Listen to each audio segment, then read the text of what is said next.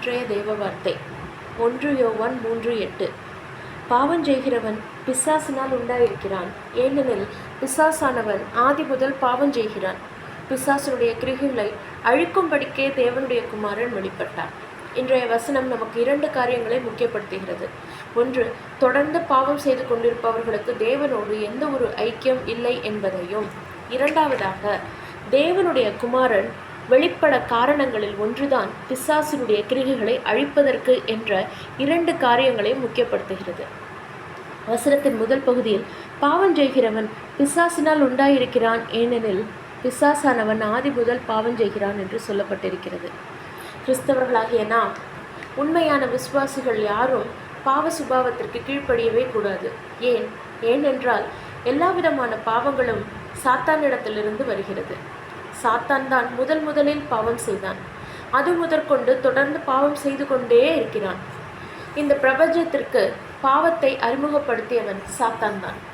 எப்பொழுது நாம் பாவத்தில் பங்கெடுக்கிறோமோ அப்பொழுது நாம் சாத்தானுடைய கிரிகைகளை பகிர்ந்து கொள்கிறோம். எல்லா பாவத்திற்கு பின்னும் சாத்தான் தான் மூல காரணமாக இருக்கிறான்.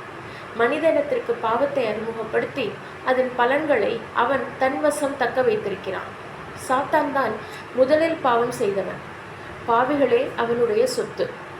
யாரெல்லாம் பாவம் செய்கிறார்களோ அவர்கள் எல்லோரும் தேவனிடத்திலிருந்து விடுதலையாகி போகிறார்கள், சாத்தானை போலவே. இன்றைய வசனத்தின் முதற் பகுதி இவ்வாறு கூறுகிறது: பாவம் செய்கிறவன் பிசாசினால் உண்டாயிருக்கிறான் என்று. யாரெல்லாம் தொடர்ந்து பாவம் செய்து கொண்டே இருக்கிறார்களோ அவர்களெல்லாம் தேவனுடைய பிள்ளைகள் அல்ல. ஏனென்றால் அவர்கள் பிசாசினால் உண்டாயிருக்கிறார்கள் என்பதை இன்றைய வசனம் தெளிவாக சொல்கிறது. பாவம் செய்கிறவன் பிசாசினால் உண்டானவன். அதனால் மன்னிப்பு கேட்பதிலும் சாக்குப்போக்கு சொல்வதிலும் பிரயோஜனம் இல்லை. நீங்கள் பாவத்தை விரும்புகிறவர்களா? அப்படியெனில் பாவிகள் போகும் இடத்திற்கு தான் நீங்களும் போவீர்கள், அதாவது நரகத்திற்கு. இன்று உலகம் முழுவதும் அநேக கிறிஸ்தவர்களும் விசுவாசிகளும் கலாத்தியர் 5:19 முதல் 21 வசனங்களில் கூறப்பட்டிருப்பதை மட்டும்தான் மாம்சத்தின் பாவங்கள் என்று நினைத்து கொண்டிருக்கிறார்கள். மேலும் மத்தேயு 7:20 முதல் 23 வசனங்களில் சொல்லப்பட்டிருக்கும் பாவங்கள் மட்டும்தான் இருதயத்திலிருந்து தோன்றும் பாவங்கள் என்றும் நினைத்து கொண்டிருக்கின்றனர். ஆனால் நாம் மத்தேயு, மார்க்கு புத்தகங்களில் பார்த்தால் இருதயத்திலிருந்து தோன்றும் பாவங்கள் வசனங்களை உற்று நோக்கி பார்க்கையில் விசுவாச துரோகிகளான கள்ள அப்போஸ்தலர்களும் ஓநாய்களும் செழிப்பு உபதேசிகளும் உலகத்தின் காரியங்களையே பொக்கிஷமாக கொண்டுள்ளார்கள். தேவனை அல்ல என்பது தெளிவாக வெளிப்படுகிறது. அவர் தேவனுக்கு பயந்தவர்களாகவோ அல்லது தேவனோடு ஒரு உறவுடன் இருந்தாலோ அல்லது அவர்களின் நோக்கம் நமது திரியேக தேவனை குறித்து இருக்குமானால் அவர்கள் வேறொரு சுவிசேஷத்தை பிரசங்கிக்க மாட்டார்கள், பிரசங்கிக்கவும் முடியாது. யாரெல்லாம் வேறொரு சுவிசேஷத்தையும் வேதாகமத்தின்படி அல்லாத கோட்பாடுகளையும் வேதாகமத்தில் இல்லாத வெளிப்படுத்துதல்களையும் தங்களையே வேதாகமத்தில் இருக்கும் கதாபாத்திரங்களாக சித்தரித்துக் கொள்பவர்களுடைய இருதயத்தின் பொக்கிஷம் எல்லாம் தேவனிடத்தில் இல்லாமல் உலகத்தையே சார்ந்ததாய் இருக்கிறது என்பது சான்றாகிறது. விசுவாசியின் பொக்கிஷம் தேவனும் அவருடைய ராஜ்யமாக இருக்கும் எனில் அவர்கள் தேவனை முழு இருதயத்தோடும் முழு ஆத்மாவோடும் முழு மனதோடும் நேசிப்பார்கள். அது அவர்களை தேவனுடைய வார்த்தையை நேசிக்கும்படி வழிநடத்தும். அது இறுதியில் சுத்தமான சுவிசேஷத்தையும் சமரசம் இல்லாத சுவிசேஷத்தையும் விரும்புகிறவர்களாக இருப்பார்கள். ஆனால் குருட்டு வழிகாட்டுகளை பின்தொடர்பவர்களோ அவர்களுடன் சேர்ந்து நரகத்திற்கு போவார்கள். ஒவ்வொரு விசுவாசிக்கும் யாரை பின்பற்ற வேண்டும், யாரை தவிர்க்க வேண்டும் என்பதில் மிகவும் கவனமாக இருப்பது அவசியமாகும். வசனத்தின் அடுத்த பகுதியில் பிசாசினுடைய கிரிகைகளை அழிக்கும்படிக்கே தேவனுடைய குமாரன் வெளிப்பட்டார் என்று சொல்லப்பட்டிருக்கிறது. 1 யோவான் 3:5 இயேசு கிறிஸ்து வெளிப்பட்டதற்கு ஒரு காரணத்தை யோவான் கூறியுள்ளார். இங்கு மற்றும் ஒரு காரணத்தை பற்றி கூறியுள்ளார். அது என்னவென்றால் பிசாசினுடைய கிரிகைகளை அழிக்கும்படிக்கே என்பது ஆகும்.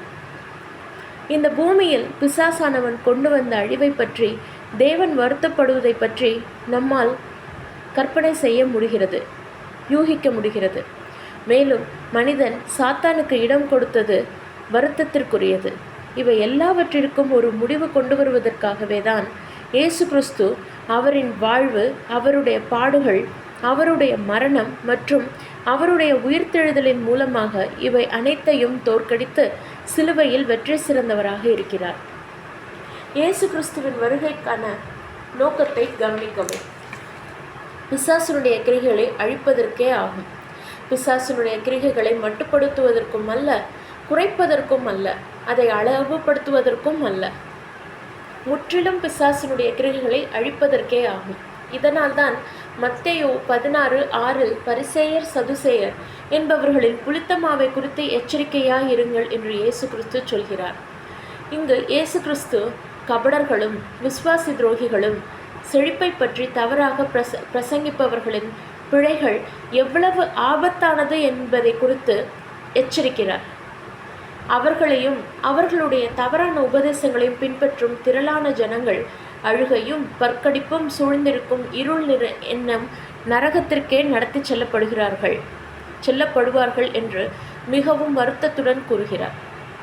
இதனால்தான் இயேசு கிறிஸ்து கபடர்களையும் குருட்டு வழிகாட்டிகளையும் செழிப்பு பிரசங்கிகளையும் நாம் தவிர்க்க வேண்டும் என்பதை முக்கியப்படுத்துகிறார். மத்தேயு 15:14 குருட்டு வழிகாட்டிகள் குருடர்களை பாதாளத்திற்கு நேராக கொண்டு செல்கிறார்கள் என்று இயேசு கிறிஸ்து சொல்கிறார். இதனால்தான் உண்மையான கிறிஸ்தவர்களும் விசுவாசிகளும் கபடர்களையும் விசுவாச துரோகிகளையும் குருட்டு வழிகாட்டிகளையும் செழிப்பு உபதேசங்களையும் பின்பற்றக்கூடாது. உண்மையான கிறிஸ்தவர்களாகிய நாம் வேடம் தரிப்பவர்களிடத்தில் சமமாக பிணைக்கப்படக்கூடாது. அப்படிப்பட்டவர்களையும் அவர்கள் சார்ந்தவர்கள் எல்லாவற்றையும் நாம் விட்டு விலகி இருப்பது மிகவும் அவசியமாகும். நீங்களும் நானும் இயேசு கிறிஸ்து நம் வாழ்வில் இருக்கும் பிசாசின் கிரிகைகளை அழிப்பதை காண வேண்டுமெனில் நாம் இயேசு கிறிஸ்துவின் உபதேசங்களில் நிலைத்திருந்து விசுவாச துரோகிகளையும் கபடர்களையும் செழிப்பு உபதேசிகளையும் முழுமையாக விட்டு விலகி இருக்க வேண்டும். தேவன் உங்களை ஆசீர்வதிப்பாராக.